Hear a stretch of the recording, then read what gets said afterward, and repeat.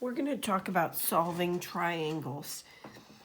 We've solved triangles before that were right triangles. Let me review that briefly with you. We don't need any special tools for this, just our right triangle trig. So if we were given this information about this right triangle, A is 37 degrees, the right angle is angle C, and side C is 85 units, we could find side A. We know that the sine of A, which is the sine of 37 degrees in this case, equals the opposite over the hypotenuse. So we know it equals A over 85. And when we multiply both sides by 85, we have A equals 85 times the sine of 37 degrees. And if we wanted a decimal approximation to that, we'd grab our calculators and punch that in. And I calculated it to the nearest hundredth, so that's 2 decimal places. And it was 51.15 units long. But if we have an oblique triangle, that is a triangle that doesn't have a right angle in it, then we can't use our right triangle trig. We need another tool to do that. Sometimes people inadvertently try to use this, but you'll notice if we did on this particular triangle, and we were thinking about the sine of 37 equals the opposite, yeah, you could say that A is the opposite, but the hypotenuse doesn't even exist on this triangle because we don't have a right triangle. So now we need another tool, and that brings us to the law of sines. Let me show you where the law of sines comes from. Suppose we have some generic triangle, nothing particularly special about this triangle. It could be scalene, it could be obtuse, it could be acute, doesn't really matter. What I do want to do though is in this triangle, drop an altitude from this vertex up here down to the base. And that altitude of course means makes a right angle to this side, with this side. But now I have two small right triangles. And let me label this altitude H. With respect to this angle A, we know the sine is H over B. So let me write that down. The sine of A equals H over B. Now in this triangle over here, we know the sine of B is H over A. So let's jot that down too.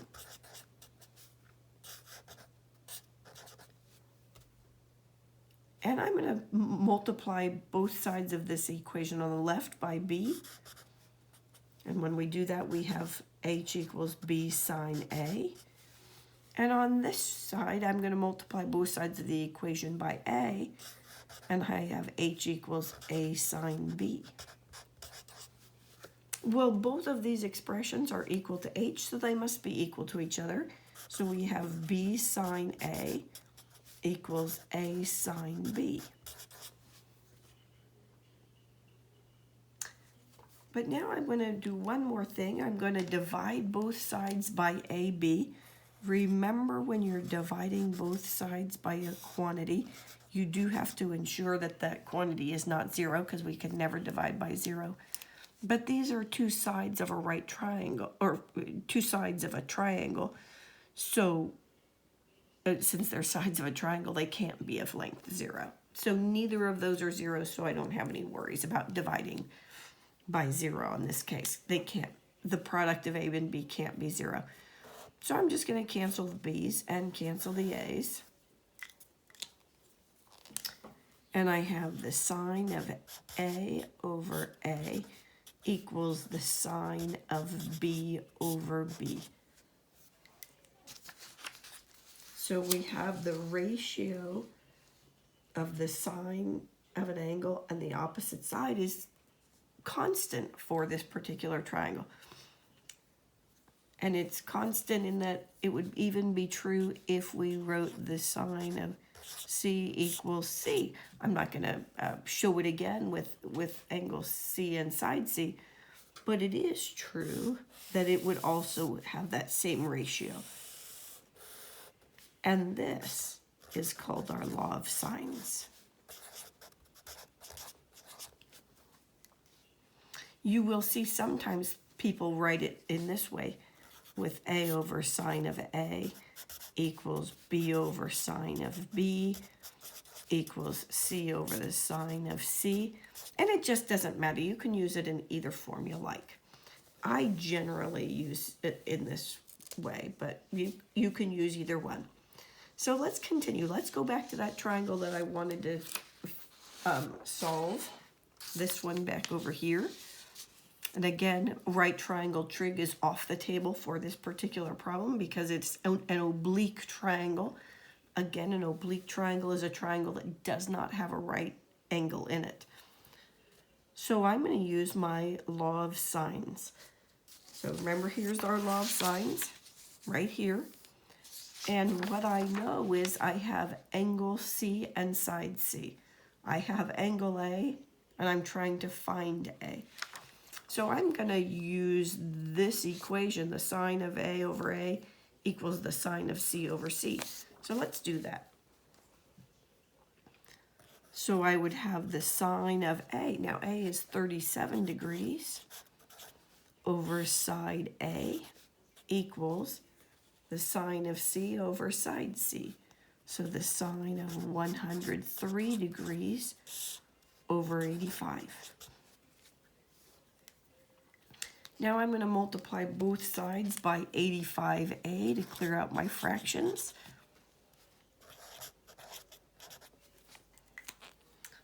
And on the left-hand side, the A's cancel, so I would have 85 sine 37 degrees. On the right-hand side, the 85's cancel, and I have A sine 103 degrees. I finished solving for A by dividing by the sine of 103 degrees. And I have A equals 85 sine 37 degrees divided by the sine of 103 degrees. Now, if you punch this into a calculator, make sure you're in degree mode, not radian mode. You would get 52.50 if you were going to go to the nearest hundredth.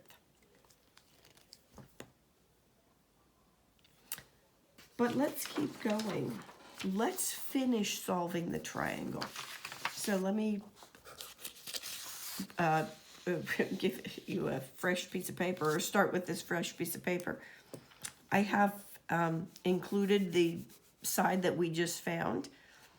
To finish solving the triangle, we need to find angle B and side B.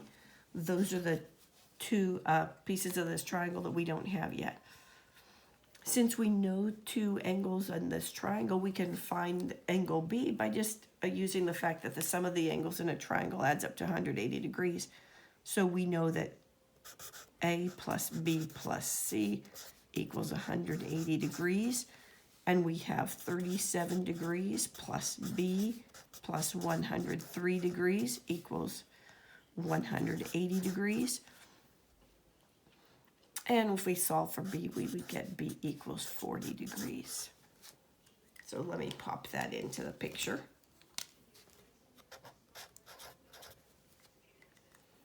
So now we definitely need to use this angle and its opposite side in our equation. So we need sine B over B equals, and now we can use sine A over A or sine C over C. I would use sine C over C because both of those are known and exact values. This one we did some rounding, so I would choose to use sine C over C. So I have sine of 103 degrees over 85. And now we can solve this equation just the way we solved the previous one. I'm going to multiply both sides by 85b. Again, if you like to cross multiply, you could do it that way. Doesn't matter. You have 85 sine 40 degrees equals b times the sine of 103 degrees. So we have b equals 85 sine 40 degrees over sine of 103 degrees. And I didn't do that calculation, so let's do that now.